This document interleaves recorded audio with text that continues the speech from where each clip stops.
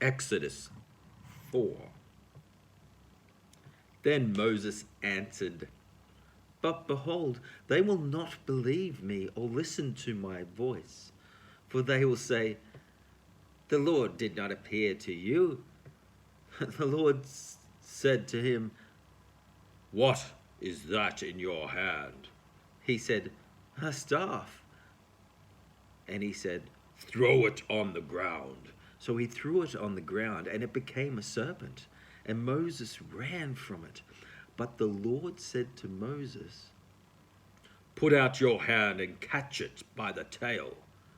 So he put out his hand and caught it, and it became a staff in his hand, that they may believe that the Lord, the God of their fathers, the God of Abraham, the God of Isaac, and the God of Jacob has appeared to you. Again, the Lord said to him, "Put your hand inside your cloak." And he put his hand inside his cloak, and when he took it out, behold, his hand was leprous like snow. Then God said, "Put your hand back inside your cloak." So he put his hand back inside his cloak, and when he took it out, behold, it was restored like the rest of his flesh. "If they will not believe you," God said, "or listen to the first sign, they may believe the latter sign. If they will not believe even these two signs, or listen to your voice, you shall take some water from the Nile and pour it on the ground, and the water that you shall take from the Nile will become blood on the dry ground." But Moses said to the Lord, My Lord, I am not eloquent, either in the past or since you have spoken to your servant, but I am slow of speech and of tongue." Then the Lord said to him, "Who has made man's mouth? Who makes him mute or deaf or seeing or blind? It is not I, the Lord. Now therefore go, and I will be with your mouth and teach you what you shall speak." But he said, "Oh, my Lord, please send someone else." Then the anger of the Lord was kindled against Moses, and he said, "There is not Aaron, your brother, the Levite? I know he can speak well. Behold, he is coming out to meet you, and when he sees you, you will be glad. He will be glad in his heart.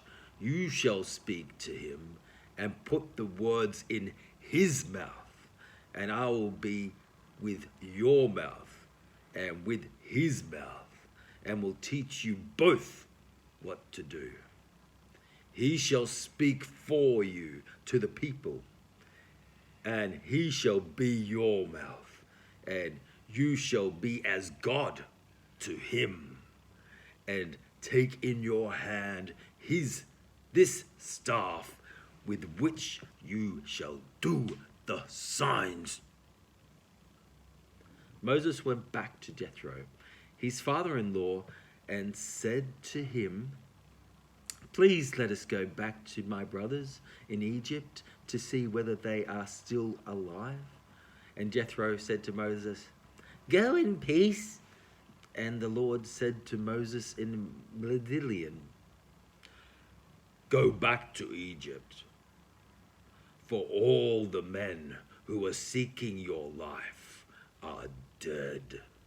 So Moses took his wife and his sons and had them ride on a donkey and went up to the land of Egypt. And Moses took the staff of God in his hand. And God said to Moses, "When you go back to Egypt, see that you do before Pharaoh all the miracles that I have put in your power. But I will harden his heart. I will harden his heart so that he will not let the people go. Then you shall say to Pharaoh, thus says the Lord, Israel is my firstborn son. And I say to you, let my son go, so that he may serve me. If you refuse to let him go, behold, I will kill your firstborn son.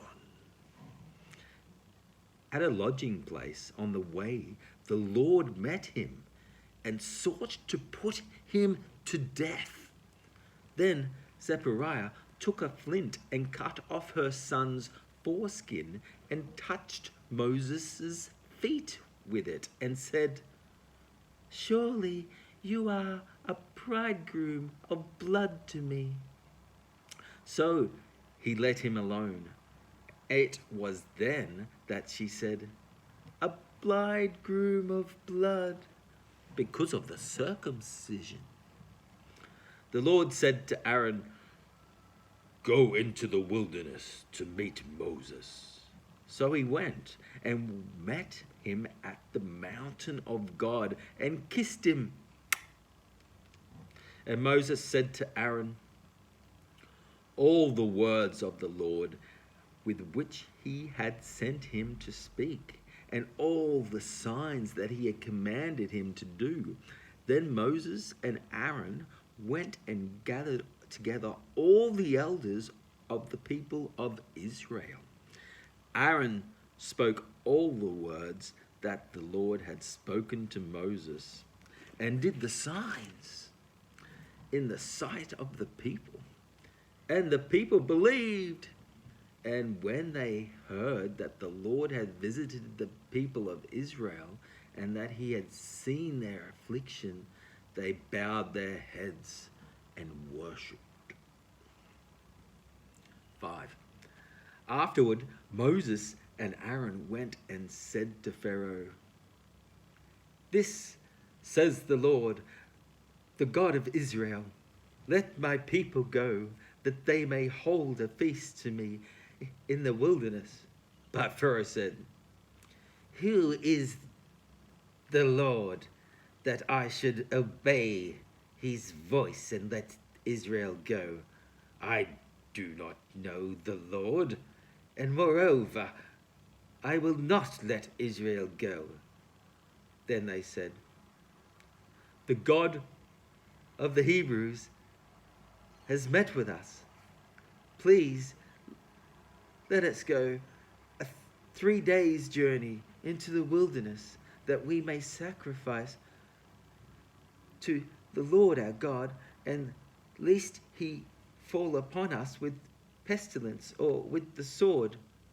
But the king of Egypt said to them, Moses and Aaron, why do you take the people away from their work? Get back to your burdens. And the Pharaoh said, behold, the people of the land are now too many, and you make them rest with their burdens.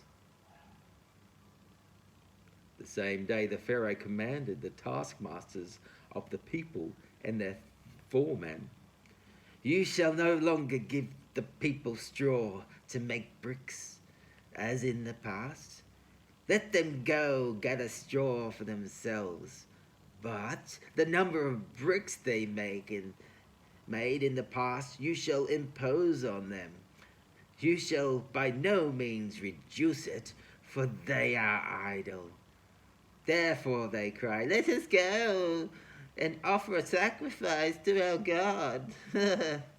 Let heavier work be laid on their men, and they may labor at it and pay no regard to their lying words.